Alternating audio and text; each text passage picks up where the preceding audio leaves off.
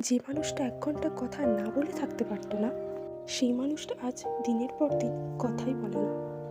আসলে ভালোবাসা তখনই সুন্দর যখন মনের মানুষ তার সাথে থাকে। আর যদি ছেড়ে চলে যায়, তাহলে সেই মন ভাঙার কষ্টটা জীবনটা শেষ করে দেয়। কেঁদে আর পেলাম কই? মুখে যতই বলি তুমি আমার, তুমি আর আমার কই?